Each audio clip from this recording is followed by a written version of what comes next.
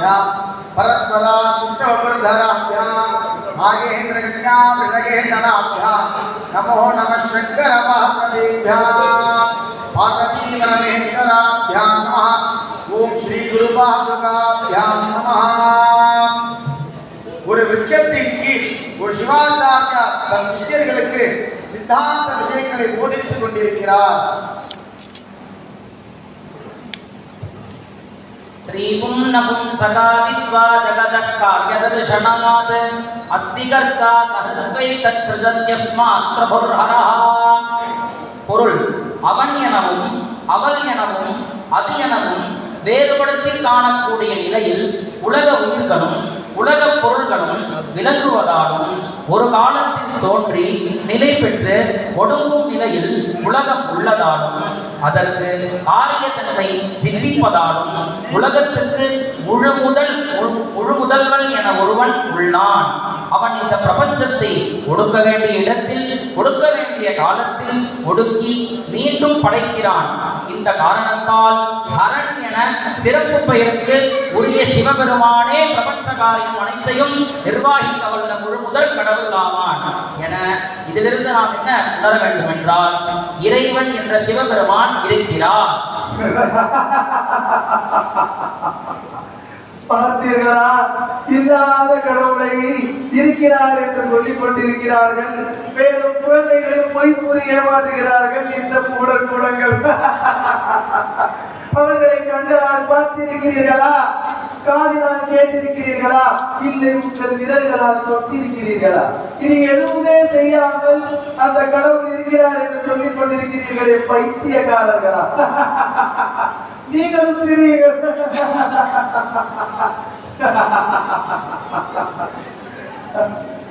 என்ன சிரிப்பு? நகைச்சுவையோ? நான் பண்ணிக்கொண்டேன். சரியா? அமைதியாக இப்படி ஊரை எல்லாம் ஏமாற்றிக் கொண்டிருக்கிறீர்களே, உங்களுக்கு எல்லாம் தைரியம் இருந்தால் எங்களோடு விவாதம் குறித்து அதை வெற்றி கொள்ள பாருங்கள். ஓ, நான் வாதம் செய்து நான் வென்றால் உன் பால் வெற்றியில் நீர் அணிந்து இறைவனை ஏற்றுக்கொள்ள வேண்டும். தயாரா?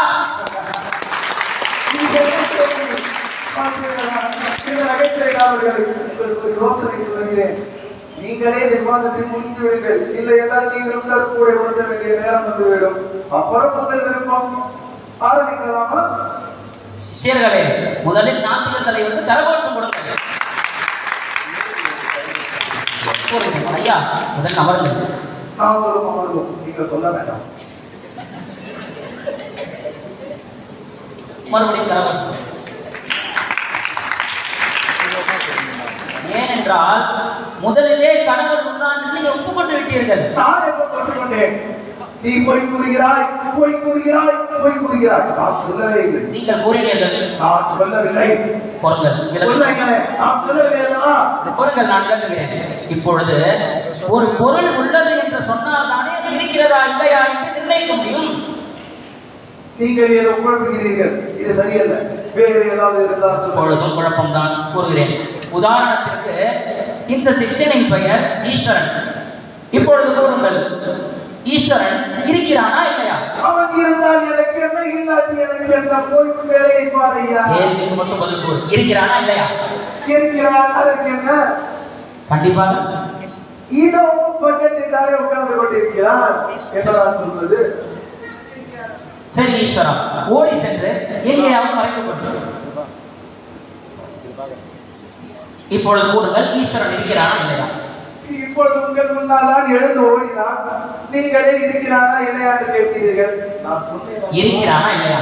ஒரு நிமிடம். நான் சொன்னேன் அல்லவா, இவர்கள் இப்படித்தான் ஏமாற்றுவார்கள். இருக்கிறானா இல்லையா? இப்பொழுது ஏற்று சென்றான். இல்லை இல்லை இல்லை. அப்படியா? ஆமா, நிச்சயமாக நிச்சயமாக நான் அடித்து கூறுகிறேன், அவனுக்கு இல்லையா? அன்பு நாட்டியவார்களே, உங்கள் கண்களை மூடிக்கொள்ளும் சிறிது நேரம். ஈஸ்வரா, அந்த சிலாக்களை எடுத்து அவர்களின் மேல் இப்பொழுது தெரியும் என்ன வேண்டது? ஐயோ, படிக்கிறது படிக்கிறது. கல்லால் அடிக்கிறார்கள், கல்லால் அடிக்கிறார்கள். இப்பொழுது ஈஸ்வரன் இருக்கிறானா இல்லையா? அவன் இருந்தால் எனக்கு என்ன, இல்லாட்டி எனக்கு என்ன? கேள்விக்கு பதில் சொல்லு. ஈஸ்வரன் இருக்கிறானா இல்லையா? இருக்க சொல்லையா. எங்கே இருக்கிறான்? அவன் எங்கிருந்தால் எனக்கு என்ன? ஈஸ்வரன் எடுத்து இப்பொழுது ஒருத்தன் ஈஸ்வரன் எங்கிருந்தான்? எங்கேயோ இருந்தான், ஆனால் அடிபட்டு வெளியே வந்திருக்கிறது. அப்பா ஈஸ்வரா நிறுத்து. ஈஸ்வரன் மறைந்திருந்து எப்படி உங்களை அடித்து அதை நீங்கள் எப்படி வழியாக உணர்ந்தீர்களோ அதே போல் பரமேஸ்வரன் இன்னும் நீங்கமர நிறைந்து ஆத்மாவின் உள்ளின்றும் கடந்தும் கடவுள் என்ற பெயர் கொண்டு நீங்கள் சொல்வதில் ஏதோ குழப்பம் இருக்கிறது. வேறு ஏதாவது உதாரணம் இருந்தால் அதை கூறும். கூறுகிறேன். இன்னொரு உதாரணம் சொல்லணுமா? சரி, மணி மதியம் 12:30 ஆகிறது. உங்களுக்கு பசிக்கிறதா?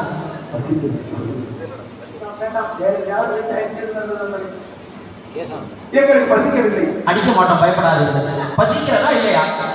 எனக்கு பசிக்கிறது ஐயா.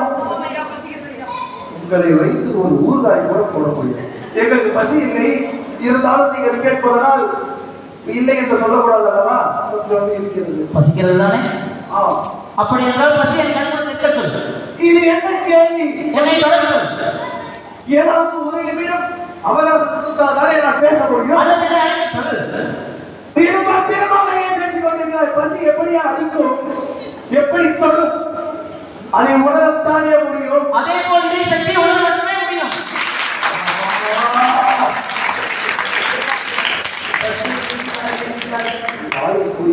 என்னுடைய கூட்டாளி சரியா? அவனுக்கு தாளம் கற்றுக்கிறார். உங்களுக்கு தேன் தெரியுமா? அது என்ன சந்தேகம்? தேன் தெரியாதவர்கள் இருப்பாரா? தேன் இனிக்குமா, கசக்குமா, தோற்குமா, புளிக்குமா? அது இனிக்கத்தான் செய்யும். நீங்களும் சொல்லுங்களேன். இல்லை, தேன் கசக்கும். இவன் ஏன் எப்படி பண்ணுகிறான் என்று புரியவில்லை. தேன் கசக்கும். இனிக்கோ கசக்கும். இனிக்கோ தேன் கசக்கும். இனிக்கத்தான் செய்யும். சரி, தேனை கண்முன் அதன் இனிப்பை என் கண்முன் காணும். ஏதான் இப்படி கொடுக்கிறது தலை வகிக்கிறதோ? தேன் இனிக்கத்தான் செய்யும். அதை கண்முன்னால் காட்ட முடியாது. அதை குடித்தால் அதை உணர முடியும் என்பது உங்களுக்கு தெரியாதா? அதே போல் இறை சக்தி பக்தியால் மட்டுமே உணர முடியும். புரியுதா? எனக்கு புரியவில்லை. எனக்கு இன்னும் அது ஒன்றுமே புரியவில்லையே.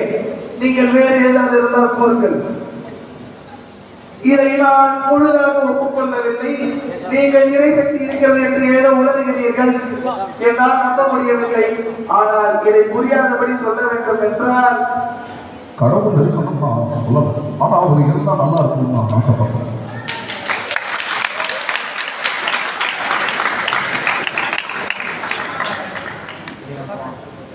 சரி, அந்த இறைவன் முன்னொரு காலத்தில் அப்படி இருந்தார், இப்படி இருந்தார், அதை செய்தார், இதை செய்தார், அங்கு சுற்றினார், இங்கு வளைத்தார் என்று உங்கள் இஷ்டத்திற்கு கதை கட்டி கொண்டிருக்கிறீர்களே, அதை உங்களால் நம்ப முடியவில்லை. அதற்கு உங்களால் ஏதாவது சொல்ல முடியுமா?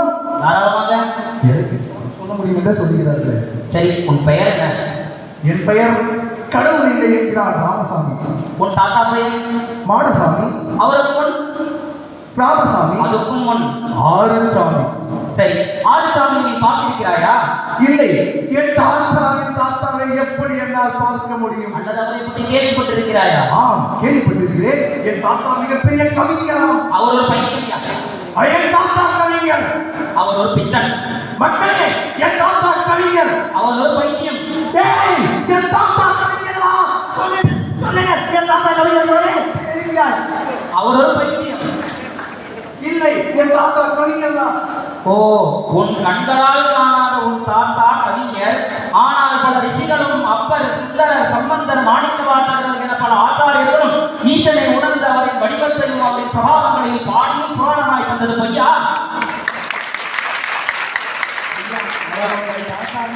எப்படி உன் தாத்தா கவிஞர் என்று நீ ஒப்புக்கொண்டால் ஈசனும் ஈசனின் புராணங்களும் 1000% உண்மை உண்மை உண்மை.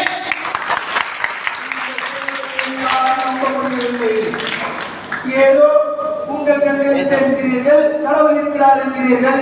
அப்பொழுது முன்பு நான் கேட்டதுபடி ஆத்மா என்பது இல்லைதானே? ஒரு நிமிஷம். பரம்பரை முழுவதும் சாமி சாமி என்று வைத்துக் கொண்டு இறைவனே இல்லை என்றால் என்ன அர்த்தம்? ஐயோ, வேதனை சிவசிவா. என் குடும்பத்தை பற்றி நீ பேசாதே. எனக்கு அது கோபம் கூறினீர்கள். வேண்டாம், அதை பற்றி பேசாதே. ஆன்மா நீ வேண்டும் அதை பற்றி ஆரம்பிக்கிறாய். கேட்ட கேள்விக்கு பதிலை கூறுகிறேன். என் குடும்பத்தை பற்றி இருப்பதாக நான் இப்பொழுது கிளம்பி விடுகிறேன். நீ தோற்று விட வேண்டும், அதற்காக தான் இங்கே அமர்ந்து கொண்டிருக்கிறேன். கேள்வி கேள்வி கேள்வி கேள்வி கேள்விதானே, கேட்டு விடலாம். சரி, நீ சொல்கிறாய் அல்லவா ஐயா, அப்போது ஏன் அவரை காண முடியவில்லை? ஆன்மா என்பதே இல்லை என்று சொல்கிறேனா? ஆனால் நீங்கள் இருக்கு என்று சொல்கிறீர்கள். அதற்கு என்ன உதாரணம்? ஆன்மாவும் உள்ளது.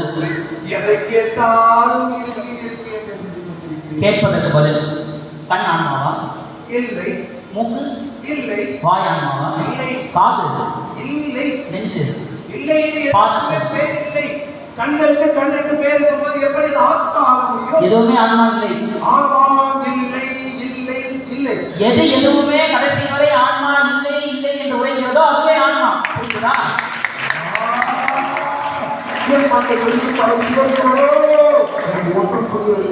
ஒன்றுமே புரியவில்லை. கடவுளே இல்லை என்று சொல்லிக் கொண்டிருக்கிறேன். நீங்கள் மீண்டும் மீண்டும் கடவுள் இருக்கிறார் என்று தம்பட்டம் அடித்துக் கொண்டிருக்கிறீர்கள். ஆன்மாவின் பயனானது என்ன? இப்படி அந்த ஆன்மா இருக்கு என்றால் அந்த கடவுளானவரின் உதவி அந்த ஆன்மாவிற்கு தேவையே இல்லையே. ஏன் அந்த ஆன்மாவுக்கு எதுவும் செய்ய தெரியாதா? இல்லை அந்த கடவுள் உதவி இல்லாமல் எதுவும் பண்ணா? ஆன்மாவால் காது, கண்கள், கை, கால் போன்ற இந்திரியங்களை மட்டுமே ஆள முடியும். தானாக தன் ஜனவரங்களை முடிவு செய்ய முடியாது. இறைவனின் அருளால் ஆன்மா தான் செய்த கர்மாக்களை அனுபவிக்கிறது. நீ செய்த நல்வினை தீவினை மூட்டைகளை அனுபவிக்க உனக்கு தனோ எனும் உணவை கொடுத்து, பௌனம் எனும் உலகத்தை அழித்து, கரணம் எனும் இந்திரியங்களை தந்து, போகம் எனும் அனுபவித்ததை கொடுத்து, கடைசியாக மோட்சம் எனும் முக்தியை அருள்கிறார். ஒன்றை புரிந்து கொள், நன்றாக ஒன்றை மட்டும் புரிந்து கொள்.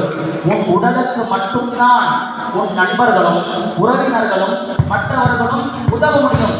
ஆனால் இறைவன் ஒருவன் மட்டுமே இருக்கும் பொழுதும் தர்மம், அர்த்தம், காமம் இவைகளை இருந்து இறந்த போதும் ஆன்மா உடலிருந்து மோட்சத்தை அளிக்கிறார். ஆக இறைவன் ஒருவனே சிறந்த ஆத்மோபகாரியாக இருக்கிறார். அவர் கருணையை சிந்தித்துப்பார். அப்பேற்பட்ட இறைவன் ஏன் மறைந்திருக்கிறார்? தைரியமாக வெளியே வரவில்லை. அவருக்கு என்ன பயமா? அவரை காண முடியுமா? கண்டிப்பாக காண முடியும். எப்படி? சொல்கிறேன்.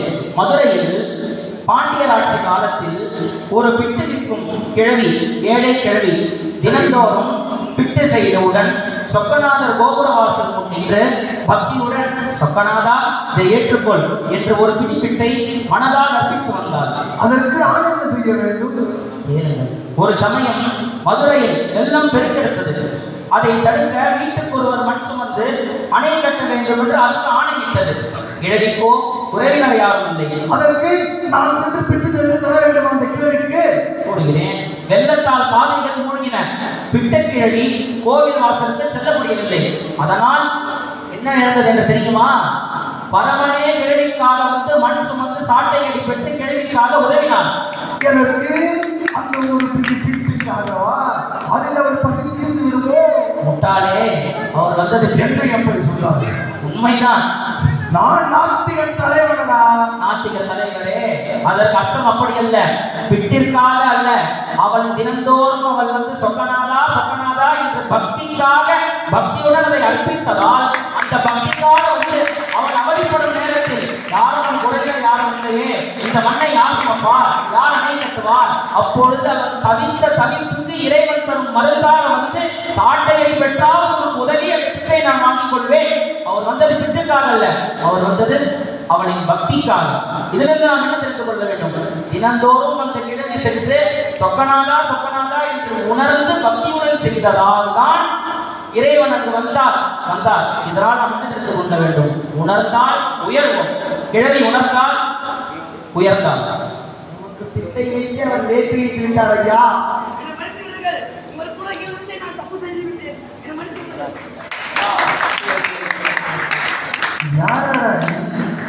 மாங்கா, நான் ஒன்று கூறுகிறேன். ஏன் நீங்க வந்தார்கள் தெரியுமா? நீங்கள் கூறுங்கள். அவன் தானே மழையா? நீதானே எல்லாத்துக்கும் காரணம். இவன் வாழ்நாள் முழுவதும் நாஸ்திகனாக இருப்பான் என்ற நம்பிக்கையில் கூப்பிட்டு வந்தார். ஆனால் இவனோ 4 கேள்விக்கே அந்த பக்கம் சென்று விட்டான். நீயும் உன்னுடைய யோசனையும் தூக்கி குப்பையில் போடும் யோசனை. எது விசாரிச்சா மன்னிப்பார். நாங்கள் வணங்கும் இறைவனின் பெயர் என்ன தெரியுமா? தெரியாது. சிவன். இருக்கட்டும். சிவ என்ற 2 வார்த்தை திருப்பி போடு. அவர் வார்த்தையை திருப்பி போட வேண்டிய யோசனை எனக்கு தேவையில்லை. சிவ என்ற வார்த்தையை திருப்பி போடேன். வசி. எதனால்? சிவனை வணங்குவதால் அவரை வசித்து விடுவார் அனைத்து மக்களிலும். சிவ வசி, அதனால் அவர் சிவன் என்று பெயரா? நீங்கள் சொல்வதில் ஏதோ உள்குத்து இருக்கிறது போல் தெரிகிறது. ஆனால் அந்த இறைவன் எதற்கு மறைந்து உள்ளார் என்று நான் போன முறையே கேட்டேனே, அதற்கு பதில் இல்லை. அதற்கு காரணம் பயம். பயம் பயம் தானே. இறைவனுக்கு பயமா? ஆமா, பயம் இருந்தால் அவர் வந்திருக்கலாமே. கூறுகிறேன், உன் மனைவிக்கு பிறந்த நாள் எப்பொழுது வந்தது? எல்லார் மனைவிக்கும் பிறந்த நாள் ஒரு நாள் வரும். என் மனைவிக்கு போன வாரம் தான் வந்தது என்று நினைக்கிறேன். போன வாரம் தான் வந்தது. என்ன பரிசளித்தாய்? தங்க நகை கொடுத்து. எப்படி கொடுத்தாய்? என் விதத்தில் கொடுத்தாய்? என் திருக்கரங்களை கொடுத்து. எப்படி கொடுத்தாய்? அவளுக்கு இன்ப அதிர்ச்சி என்பது மிகவும் பிடிக்கும். அதனால் இரவு 12:30 மணி அளவில் அவளை எழுப்பி அவளை அமரச் செய்து அப்புறமாக அவர் கண் திறந்து என்ன வேண்டும் என்று கேட்கும்போது இன்ப அதிர்ச்சியாக கொடுத்தே. எப்படி இருக்கிறது? ஏன் நகையை மறைத்து வைத்திருக்கிற? நகைக்கு என்ன பயமா? அது இன்ப அதிர்ச்சியடா, அது உனக்கு புரியாது. அதே போல் எப்படி ஒரு நகையை மறைத்து இரவு பேய் போல் 12 மணிக்கு இன்ப அதிர்ச்சி தந்தாயோ, அதே போல் எங்கள் குருநாதரானவர் உரிய நேரத்தில் பரமனை ரகசியமான சிஷ்யனுக்கு இன்ப அதிர்ச்சி மூட்டும் வகையில் உபதேசிக்கிறார். நீ சொல்றதெல்லாம் சரியே. ஆனால் என்னை ஏன் பேய் என்று சொன்னால் என்னை பார்த்தால் பேய் மாதிரி இருக்கிறா? 12 மணிக்குள்ளாமல் பேய் தானே. அதையெல்லாம் பேசாதே. அது இன்ப அதிர்ச்சி, அது பேயா? பிறந்த நாளுக்கு 12 மணிக்கு கண்டதை வெட்டக்கூடாது. காலையில் எழுந்தவுடன் விளக்கேற்ற வேண்டும். அதுதான் நம் சம்பிரதாயம். அந்த சம்பிரதாயத்தின் மூலம் என்ன பிரயோஜனம் இருக்கிறது? ஆனால் இந்த இன்ப அதிர்ச்சி மூலம் எவ்வளவு இருக்கிறது தெரியுமா? அவர்களின் மகிழ்ச்சி. கேட்ட கேள்விக்கு கூறுகிறேன். ஒரு நகையே ரகசியமாக காண்பிக்கும் பொழுது ஒரு பிரபுவடா இறைவனை ரகசியமாக காண்பித்து சிஷ்யனுக்கு ஆனந்தம் தருவது என்ன? நகையே ரகசியமாக காண்பிக்கும் பொழுது அவர் இறைவன், அவரை காண்பதற்கு தப்பு இருக்கிறது. இவன் கேள்விகள் கொடுக்கும் பதில் எல்லாம் எனக்கு ஒரு மாதிரியாக இருக்கிறது. சரி, அவரை ஏன் காண முடியவில்லை? அவரை யாராவது பார்த்திருக்கிறார்களா? அதை பற்றி சொல்லுங்கள். அவரை யாராவது பார்த்திருக்கிறாரா? அப்படி இல்லை என்றால் நாங்கள் அவர்களை வழிபடுவதை ஏன் தடுக்கிறீர்கள்? நாங்கள் எல்லாம் அவர்களை வழிபடக்கூடாது என்று சட்டமா? நாங்கள் என்று தடுத்தோம், தாராளமாக வழிபடுங்கள். இல்லை, நீங்கள் தடுத்தீர்கள். எங்கள் மக்கள் உள்ளே வரும் பொழுது அனைத்து ஜாதிகளும் வர்த்தகராகலாம் என்கின்ற அந்த சட்டத்தை ஏன் உடைகிறீர்கள்? எதற்கு? அந்த அப்பாவி மக்களே ஏதோ அந்த கருங்கல்லை பூஜை செய்து கொள்வேன் என்று போராடி கொண்டிருக்கிறார்கள். அவர்களுக்கு இருக்கும் அந்த ஆசையை கூட நிறைவேற்ற விட மாட்டீர்களே. எல்லாம் உங்கள் சமயமா? எதற்கு வழிபடுகிறார்கள்? ஏதோ சொல்கிறார்கள், அவர்கள் ஆத்ம திருப்தியாம். ஏதோ ஆசை என்று சொல்கிறார்கள். யாரின் மேல் உள்ள ஆசை? அதான் சொன்னேன், அந்த கருங்கலில் மீது உள்ள ஆசைதான். யாரின் மேல் உள்ள ஆசை? அதான் அந்த கருங்கலில் இருக்கிறாரே ஒரு சக்தி, அவர் மீது உள்ள ஆசைதான். நான் கேட்கிறேன், உனக்கு ஒருவரை பிடிக்கும் என்றால் அவர் கூறுவதை கேட்பாயா மாட்டாயா? நிச்சயமாக கேட்பேன். அதில் என்ன சந்தேகம்? அப்பொழுது அந்த பக்தர்களுக்கு இறைவனை பிடிக்கும் என்றால் அவர் கூறிய ஆகமங்களை ஏன் உதாசீனம் செய்கிறார்கள்? ஏன் என்று நான் கூறுகிறேன். கேட்டால் உடால் கட்டுக்கதை, இது யாரோ மனிதர்கள் உருவாக்கினார்கள். நீங்கள் தான் உருவாக்கினீர்கள். நீங்களே உருவாக்கி அதற்கு நீங்களே புத்தகம் போட்டு அதை நீங்களே வெளியிட்டு அதை வைத்தும் சம்பாதித்து மேலும் கோயிலில் நாங்கள் தான் பூஜை செய்வோம் என்றும் சம்பாதிக்கிறீர்கள். இது சம்பாதியம் தானே. உங்களுடைய திறமையை வைத்துதானே சம்பாதிக்கிறீர்கள். கூறுகிறேன், மொத்தம் ஆகமம் 28. அதற்கு என்ன இப்பொழுது? ஒவ்வொரு ஆகமத்திற்கும் பல உபாகமங்கள் உள்ளது. இருந்துட்டு போகட்டும், நான் என்ன செய்ய வேண்டும்? ஒவ்வொரு ஆகமத்திலும் பல ஆயிரம் ஸ்லோகங்கள் உள்ளன. இருக்கட்டும். ஒவ்வொரு ஸ்லோகங்களும் பல கோடி சக்தியில் உள்ளது. ஏதோ இருக்கட்டும். நீ என்ன சொல்ல வருகிறாய்? அதை மட்டும் சொல். பல கோடி ஸ்லோகங்களை எப்படி ஒரு மனிதனால் செய்ய முடியும்? உன்னால் செய்ய முடியுமா? தமிழ் மொழியை எடுத்துக்கொள். பல கோடி கட்டுரைகள் எழுது. எத்தனை நாள் தேவைப்படும்? இதை எப்படி ஒரு மனிதனால் செய்ய முடியும்? சர்வஞான பரமேஸ்வரனால் மட்டுமே உபதேசிக்க முடியும். அந்த அங்கே சென்று சாமானியான மாணவர்கள் ஆகமத்தின் பட்டியலை கொண்டிருக்கிறார்கள். ஆகமங்கள் யார் உபதேசிக்கப்பட்டது, எங்கு உபதேசிக்கப்பட்டது, யார் யார் உபதேசித்தார்கள், அவர்கள் யார் உபதேசித்தார்கள், பரம்பரையாக வழிவந்தது ஆகமங்கள். இப்பொழுது போல் அப்பேற்பட்ட ஆகமம் அவரின் அருள்வாக்கு. உனக்கு பிடித்தவர்களின் பேச்சை நீ கேட்பாயானால் உனக்கு பிடித்த ஆண்டவரின் ஆகம பேச்சை ஒப்புக்கொள்ளவே வேண்டும். சொல்லிக் கொண்டே இருக்கிறார். வடமொழி வேண்டாம் வேண்டாம், இந்த நாட்டின் வடமொழியே கூடாது என்று கூறுபவர்கள் பேரிலேயே வடமொழி இருந்தது. எனக்கு ஒன்றுமே புரியும். அதான் வடமொழி வேண்டாம் என்கிறார்கள். அவர்கள் பேர் என்ன? வேண்டாம், அரசியல் தான் பண்ணி என்னை மாட்டி விட்டு விடாது. உனக்கு இதுவே பிழப்பது. அவனை கூட்டி வந்து அங்கே தள்ளி விட்டாய், அமைதியாக இருந்தவனை சீட்டி விட்டாய். இப்பொழுது அரசியல் மாட்டி விட்டு என்னையும் கவலை வைக்கிறாயா? நீ நாட்டுக்கு தலைவனாக வேண்டுமா? அப்பேற்பட்ட ஆகமத்தில் என்ன கூறியிருக்கிறார்? விப்ரக்ஷத்ரிய சூத்ராக தீட்சிதாஸ்த பிரவேசகாக ஆத்மார்த்த இதன் குறியார்த்த பரார்த்தகம். ஐயா, ஒரு நிமிடம். எதற்கு நாம் மன்னித்து விடுங்களை எப்பொழுதுமே கூறிக்கொண்டிருக்கிறாய்? அதுதான் எனக்கு வேண்டாம் என்று சொல்லிவிட்டேனே. ஒரு 5 நிமிடம் உன் வாயை மூடிக்கொண்டால் அதுவே பெரிய மன்னிப்படா. ஐயா, உங்களிடம் தான் பூட்டி இருந்தால் கொடுங்கள். இவன் வாயை அடைத்து விடுகிறேன். பக்கத்தில் உட்கார்ந்து மன்னிப்பு கேட்டுக்கொண்டே இருக்கிறான். பிராமணர், ராஜா, வைசியர், விவசாயி போன்ற 4 வர்ணத்தாலும் தாராளமாக ஆத்மார்த்த பூஜை செய்யலாம். ஆத்மார்த்தம் என்றால் என்ன? தனக்காக பூஜை செய்து பலன் அடைவது ஆத்மார்த்தம். பரார்த்தம் என்றால் என்ன? உங்களுக்காக, இந்நாட்டிற்காக, மக்களுக்காக இந்நேரம் ஆலயத்தில் லோகாசமஸ்தா சுகினோ பவந்து என்று உங்கள் நலனுக்காக செய்வது பரார்த்த பூஜை. ஆதிசைவன் எனப்படும் சிவபிராமணன் எனப்படும் ஆதிசைவர்களால் மட்டுமே அது செய்யப்பட வேண்டும் என்பது பரமசிவனின் வாக்கு. அவர் வாக்கை காப்பாற்றுவதற்காக எவ்வளவெல்லாம் போராடி இருக்கிறோம் என்று தெரியுமா? போராடி கொண்டும் இருக்கிறோம். பல ஆயிரம் காலங்களாக எந்த ஒரு சன்மானமும் பாராமல், தன் குடும்பத்தை கூட கவனிக்காது, தன் கஷேத்திரத்தில் இருக்கும் இறைவனை தன் குழந்தையாக எண்ணி தான் உண்ணாவிட்டாலும் அது குழந்தை, நம் குழந்தை என்று பல ஆதிசைவ சிவாச்சாரியர்கள் பூஜை செய்து வந்த பரம்பரை. அவர் கூறிய ஆகம வாக்கிற்காக நாங்கள் காட்டும் விசுவாசம் இது. சரி ஐயா, இங்கு வந்துள்ள பெற்றோர்களை ஒருவரை கூட சொல்லுங்கள், நாங்கள் சம்பாதித்துதான் நிறுவனம் சேர்த்தோம் என்று. ஒருவர் கூற மாட்டார்கள். யாராவது கூற மாட்டார்கள். யாராவது ஒருவர் கூறுவீர்கள் என்றால் இவர் மூங்கை உடைத்து விடலாம். ஆரம்பத்திலிருந்து எங்கள் மூங்கையே உடைத்துக் கொண்டிருக்கிறார்கள். கொஞ்சம் பாவம் பார்க்கலாம் அல்லவா? சொன்னேன். அவர் தான் மூக்கை எழுதி விட்டார் என்று தெரிகிறது. ஒருவரும் தூக்க மாட்டார்கள். நாம் தோற்றுவிட்டோம். ஒருவரும் தூக்க மாட்டார்கள். ஏனென்றால் அவர்கள் வயிற்று குழப்பிற்காக அவர்கள் மாணவர்களை சேர்க்கவில்லை. தனக்கடுத்து இந்த வேதாகமங்களையும் சாஸ்திரங்களையும் நம் கேட்டத்தில் உள்ள தேவனை குழந்தையை ஆட்சி வேண்டும். அதற்காக நம் வாழ்க்கையை தியாகம் செய்கிறார்கள் நம் பெற்றோர்கள்.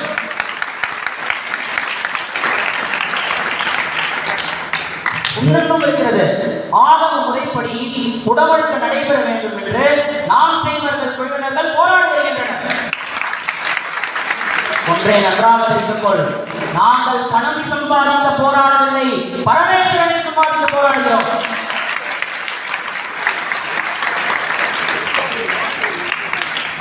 எது கேட்டாலும் இருக்கு இருக்கு இருக்கு என்று பதிலளித்துக் கொண்டிருக்கிறீர்களே, உங்களுக்கு ஒரு பதிலே தெரியாதா? அட ஞானிகளே, இருக்கும் ஒன்றை இருக்கு இருக்கு அஸ்தி அஸ்தி என்று ஒப்புக்கொள்வதால் எனக்கு ஆஸ்திகம் என்று பெயர். புரிந்துகொள், இருக்கும் ஒரு பொருளை இருக்கு இருக்கு அஸ்தி அஸ்தி என்று ஒப்புக்கொள்வதால் எனக்கு ஆஸ்திகம் என்று பெயர். இருக்கும் ஒன்றை இல்லை இல்லை இல்லை நாஸ்தி நாஸ்தி என்று கூறுவதால் நாஸ்திகம் என்று பெயர். இறைவன் இருக்கிறார், நாங்கள் ஒப்புக்கொள்கிறோம். அவர் இருக்கை என்று வருகிறோம், அதனால நாஸ்திகம் என்று பெயர். அவர் இருக்கிறார், இல்லை என்று கூறுகிறார், உனக்கு நாஸ்திகம் என்று பெயர். புரிகிறதா? அவரை பற்றி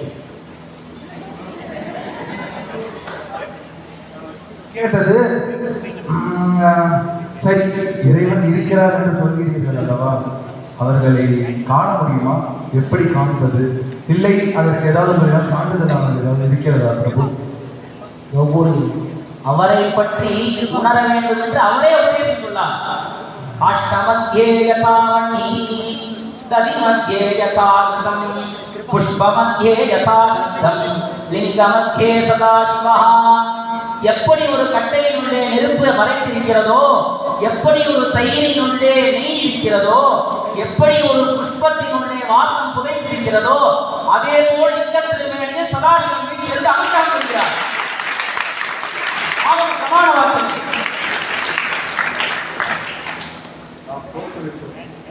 தோல்வியை ஒட்டுக்கொண்டு தான் குருவே, எங்களை போல் அஞ்ஞானம் மிகுந்தவர்கள் நிறைந்திருக்கிறார்கள், அவர்களுக்கு எல்லாம் என்ன வழி இருக்கிறது என்று நீங்களே கூறுகிறீர்களே. இதற்கு என்ன வழி என்றால், இதற்கு ஒரே வழி, அது குருவின் விழி. எங்களுக்கு எங்கள் குருமார்களால் சிவஞானம் கிடைத்துக் கொண்டிருக்கிறது. நம் மதம் கழகையின் ஒவ்வொரு சிவாச்சாரியாரும் மாதம் ஒரு முறையோ வாரம் ஒரு முறையோ தினந்தோறுமோ இந்த ஞானோபதேசங்களை செய்ய வேண்டும். சென்ற காலத்தில் இதெல்லாம் சிறப்பாக நடைபெற்று வந்தது. வருங்காலத்தில் இது கடைபிடிக்காமல் போனது. ஆதலால் இதற்கு ஒரே வழி, சைவம் தழைக்க வேண்டும் என்றால் குரு சிஷ்ய பரம்பரையே இதற்கு தீர்வு. ஐயா, எங்கள் மனதில் சிவத்திலே இணைத்து விட்டீர்கள். நாங்கள் செய்த தவறிலிருந்து இனி நாங்கள் அப்படி செய்ய மாட்டோம். எங்களை கூட்டத்திலே அஞ்ஞானவாதிகள் இந்த உலகில் இருக்கிறார்கள். அவர்களுக்கு எல்லாம் என்ன வழி என்று சொல்லிவிட்டீர்கள். எங்களை உங்கள் விஷயங்களாக ஏற்றுக்கொள்வீர்களா? கண்டிப்பாக சிவ சரணானந்த கலையுடைய குரு சரணானந்த தேவை. குருவை நாடுவோம், சிவனை பெறுவோம். ஓம் நம சிவாய. ஓம் நம சிவாய. ஓம் நம சிவாய. ஓம் நம சிவாய. ஓம் நம சிவாய. ஓம் நம சிவாய. ஓம் நம சிவாய. ஓம் நம சிவாய. சிவோகம் சிவோகம் சிவோகம் சிவோகம்.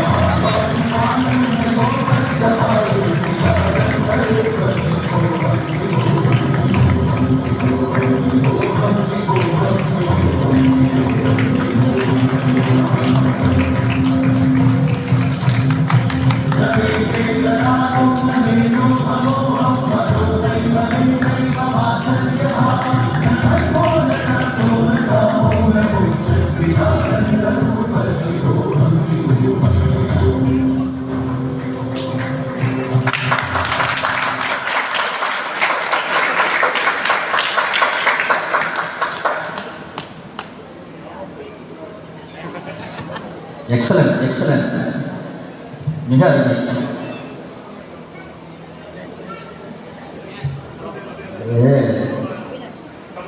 முன்னாடி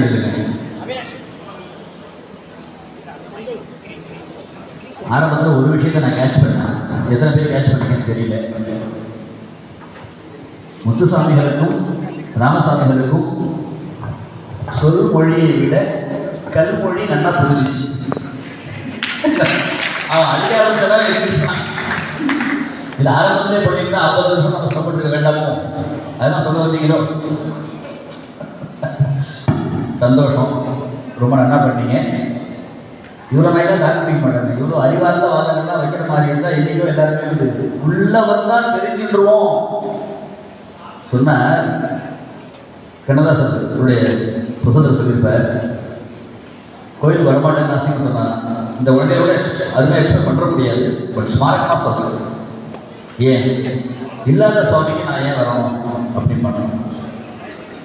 பாக போயிட்டே இருந்தான். கண்ணதாசன் கடைசியில் முடிச்சிருப்பாருங்க, நாஸ்திகருக்கு இருக்கக்கூடிய நம்பிக்கை ஆஸ்திகருக்கு இல்லைன்னு சொல்லி முடிச்சிருப்பார். என்ன, எவ்வளவு நம்பிக்கை இருந்தால் கோவிலுக்குள்ள சுவாமி இருக்கு, அதை கூட நான் வரமாட்டேன்னு வெளியில் இருக்கிறான், அந்த நம்பிக்கை உனக்கு வேண்டாமான்னு கேட்டுப்பாரு. அது மாதிரி இவ்வளவு போராட வேண்டிய அவசியம் கிடையாது. நீங்க ஆரம்பத்தில் பண்ணிடலாம். சொல்மொழிகளை விட கல்மொழிகள் என்பவை அவர்களுக்கு நன்கு புரியக்கூடிய மொழிகள் என்பதை ஆரம்பத்திலே நிரூபித்து விட்டார்கள். இருந்தாலும் நிறைய உதாரணங்கள் சாம்பு சொன்னதில் சிந்திக்க வேண்டிய ஒரு விஷயம் என்ன என்று சொன்னால், இருக்கும் ஒன்றை மறுப்பதுதான் நாஸ்திகம், இருக்கும் ஒன்றை ஏற்பதுதான் நாஸ்திகம். இருக்கு அது சாஸ்திரம், இருக்கும் ஒன்றை இல்லை வேர்ட் மீனிங் சொன்னா, இருக்கும் ஒன்றை இல்லை என்று சொன்னால் அது நாஸ்திகம், இருக்கும் ஒன்றை இருப்பது என்று சொன்னால் நாஸ்திகம். அங்கதான் தம்பி கருப்பு சட்ட கோஷ்டி வந்து லேசா தெற்காச்சுன்னு நினைக்கிறேன். எக்ஸல் தம்பி, வாழ்த்துக்கள்.